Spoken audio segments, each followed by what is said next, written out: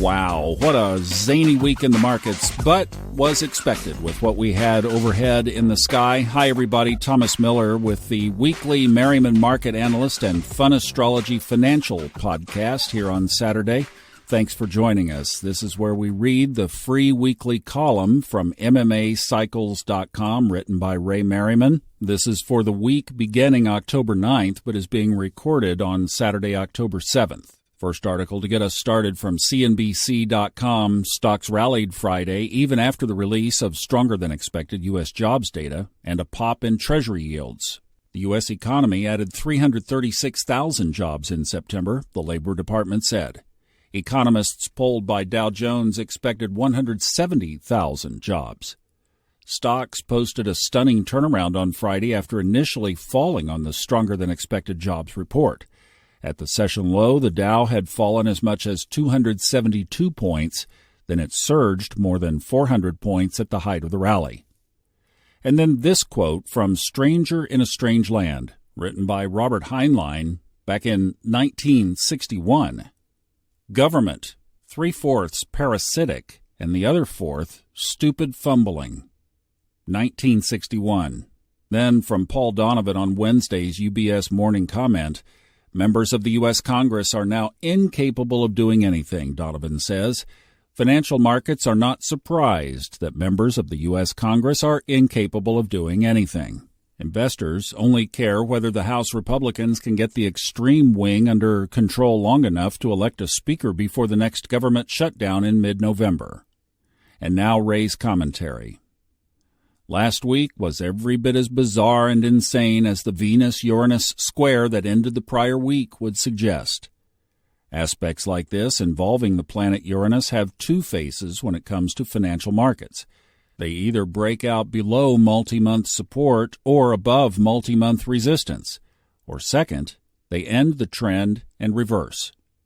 Usually these moves are accompanied by unexpected surprises in the political or banking realm. Investors in their markets witnessed all of that last week. In the U.S., the Dow Jones Industrial Average and S&P broke below their primary cycle lows of last August, but the Nasdaq held above its low of the previous week and then closed above its high of the past 2 weeks. Crude oil made its yearly high on September 28th, just 1 day before the Venus-Uranus square. Then it collapsed to a new 5-week low 1 week later on Friday, October 6th.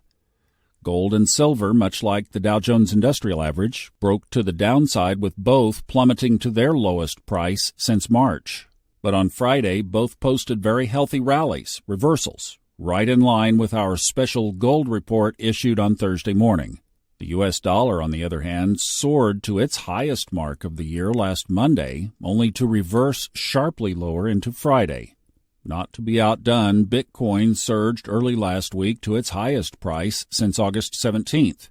And all of this in the week that Matt Gaetz staged a minority uprising in the U.S. House of Representatives to unseat Speaker Kevin McCarthy, who had just successfully engineered a deal to prevent another possible government shutdown with the bipartisan help of the opposing party.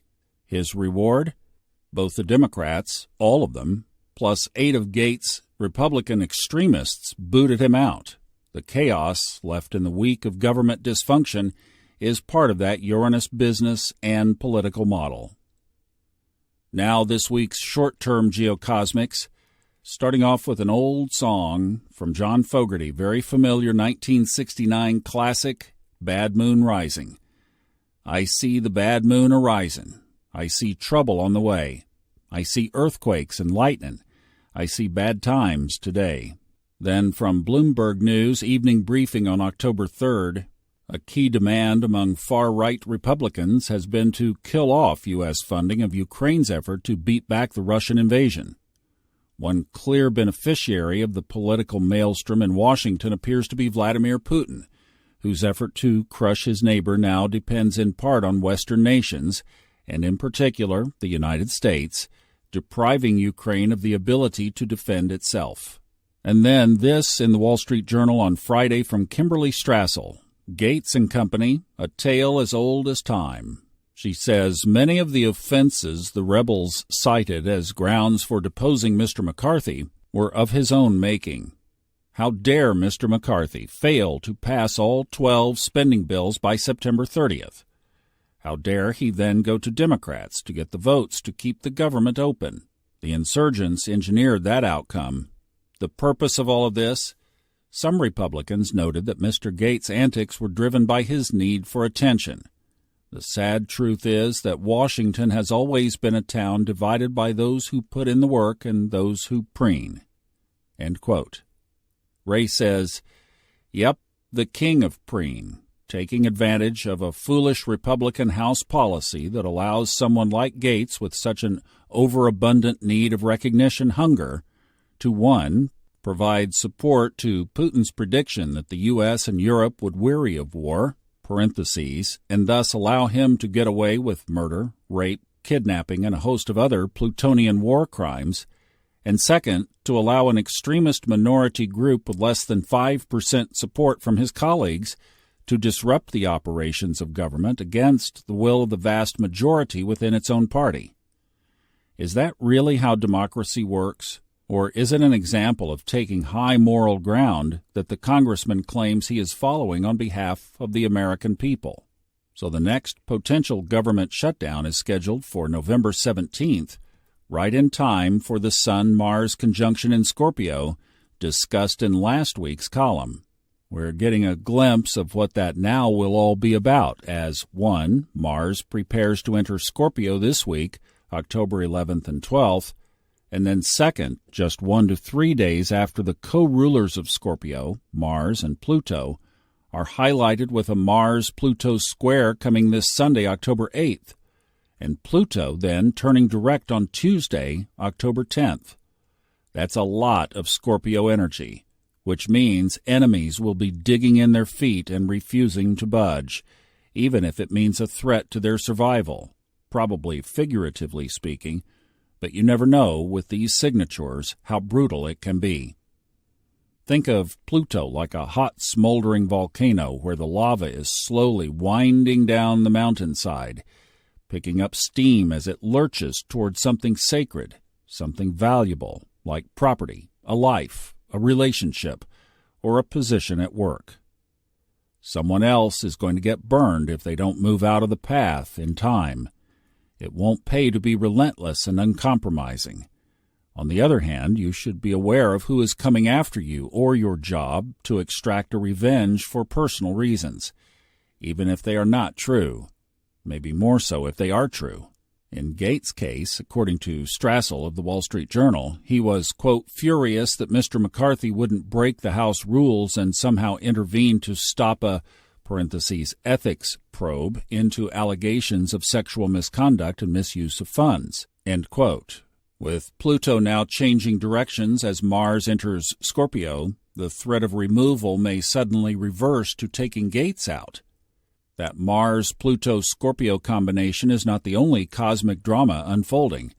Venus will also move into opposition to Saturn on Tuesday, October 10th. Our rule here is simple. Any market declining into a hard aspect between Venus and Saturn is a candidate for a strong rally. Historically, this has more correspondence to the end of a rally in stocks, but Venus actually has more relevance to grain and currency markets. In any event, the personal message with each of these applying signatures is similar. Let go and seek harmony. There is a bad moon rising underway, and if you aren't willing to be remorseful, to correct and heal the pain you caused, karma's going to get you. And that's the end of this week's commentary from Ray. Obviously, the focus of this newsletter has been the mundane political and financial implications of this week. I have also seen a lot of personal astrology unfolding this week. A friend's marriage collapsed suddenly, Venus-Uranus, and a very dear friend from college who has been nobly and gallantly fighting breast cancer for over a decade now has called in hospice. So it's in the collective, it's in the individual, and we'll keep following it right here because as these cycles and patterns unfold, we need to be aware and we will be on top of it. Level Up Sunday night, back for a full week of podcasts on Fun Astrology next week. Thank you so much for listening. Have a wonderful weekend.